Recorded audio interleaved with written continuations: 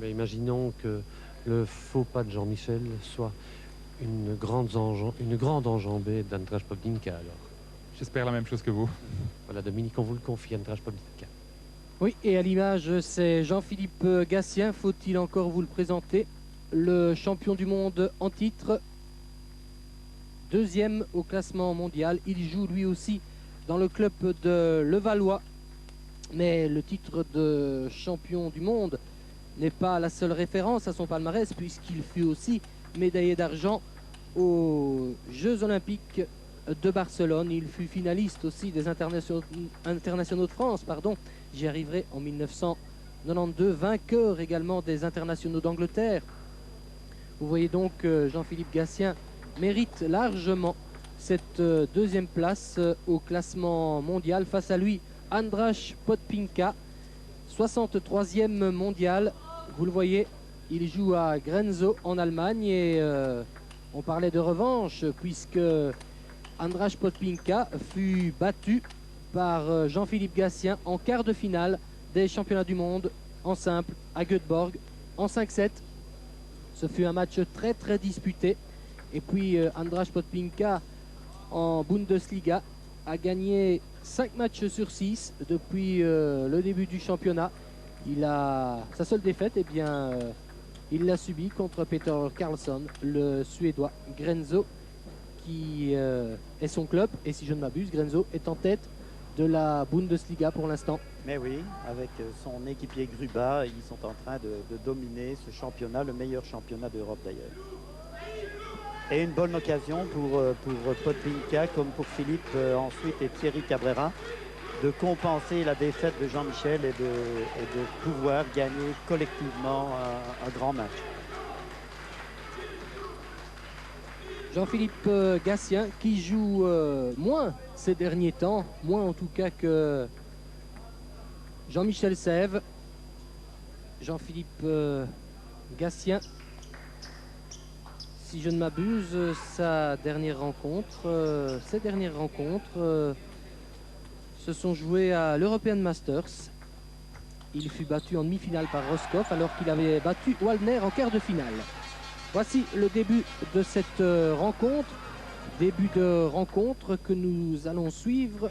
Mais je pense que Paul Fréquin est aux côtés de Patrick Chila. Oui, Patrick Chila qui, on le sait, a battu tout à l'heure Jean-Michel Sèvres.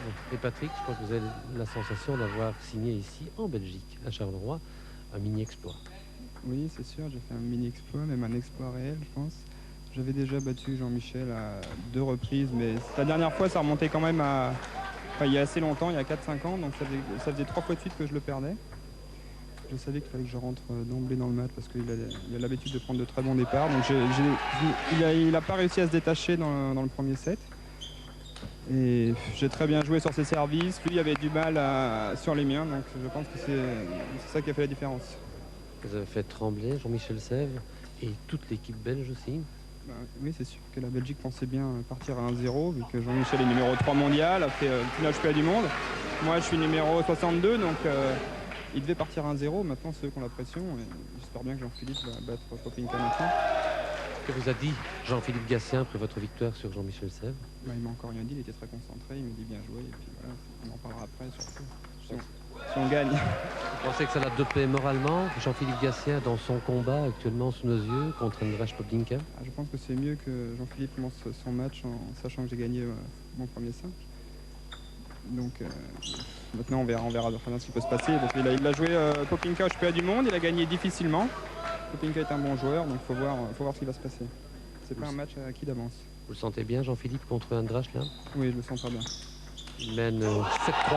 Oui, 7-3 au premier set. Faut se méfier des débuts de set surtout. Mais maintenant que Jean-Philippe a fait un bon début de set, j'espère que ça va aller. Voilà les impressions à chaud de Patrick Chila qui transpire énormément après sa victoire contre Jean-Michel Sèvres. Et Dominique Rudens, Andras Popdinka est au service. Oui, et il est mené 3-7, Andras Podpinka, 3-8 maintenant. Et voici Andras Podpinka, déjà lui aussi en difficulté.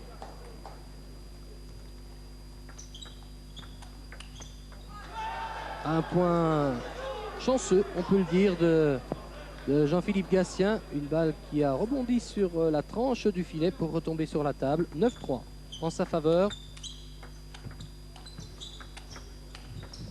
Et Podpinka, il ne se pose pas de questions, il attaque, mais vous avez vu cette contre-attaque de Jean-Philippe Gatien. Si on pouvait revoir cette balle au ralenti, superbe contre-attaque de Jean-Philippe Gatien.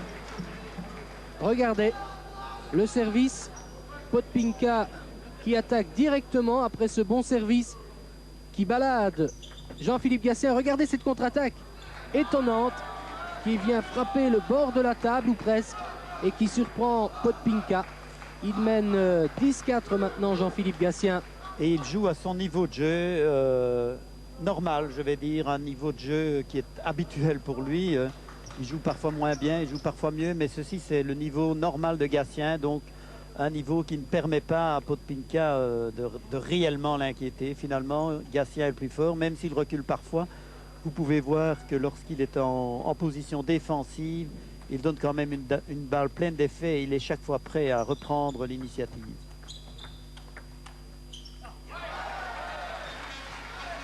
« 5-10 et 10-5 puisque c'est Jean-Philippe Gatien qui va servir maintenant.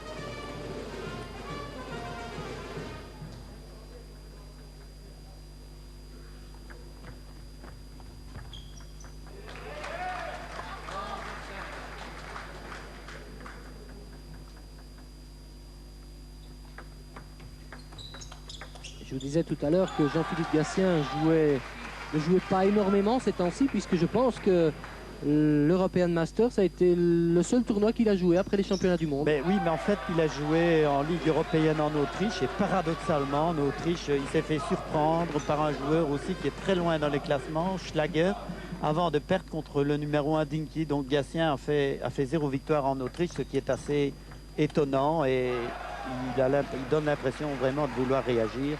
Vous voyez, il ne donne vraiment pas sa chance à Podpinka pour le moment. 12-7. Et regardez bien ce service. Et l'attaque qui suit derrière. Ça, c'est une des forces de Jean-Philippe Gatien, c'est d'attaquer directement derrière son service. 13-7 maintenant. Il mène à l'aise.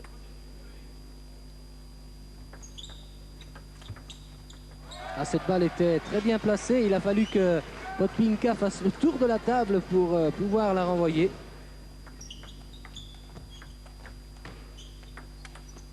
Regardez cette vitesse de frappe. Et beaucoup de rigueur dans le jeu de Gatien. C'est vraiment... il attaque dans les trajectoires les plus courtes. Rigueur tactique, rigueur technique. Mais c'est toujours spectaculaire. Et il mène 15-8 maintenant. Podpinka en difficulté.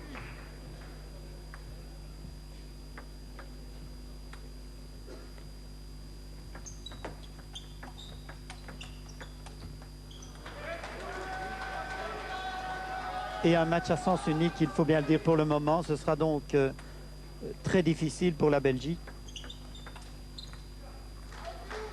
17-8.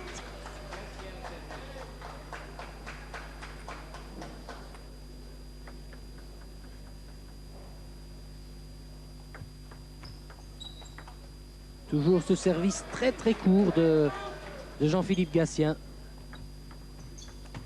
Regardez, Podpinka ne peut pas faire grand chose. Il ne peut que subir là. 19-8.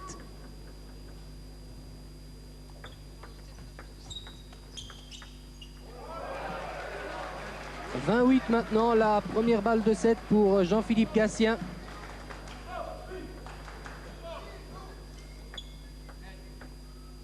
On va remettre cette balle. Voilà, 21-8 le premier set pour Jean-Philippe Gatien. Marc, je vais vous rendre l'antenne en vous rappelant que la Belgique est menée 1-0 après la victoire de Patrick Schiela donc contre Jean-Michel Sèvres. Et dans la deuxième rencontre, eh bien Jean-Philippe Gatien a remporté le premier set donc 21-8 contre Andras Podpinka. À vous Marc. Bien, vous avez vu la défaite de Jean-Michel Sèvres face à Patrick Schiela.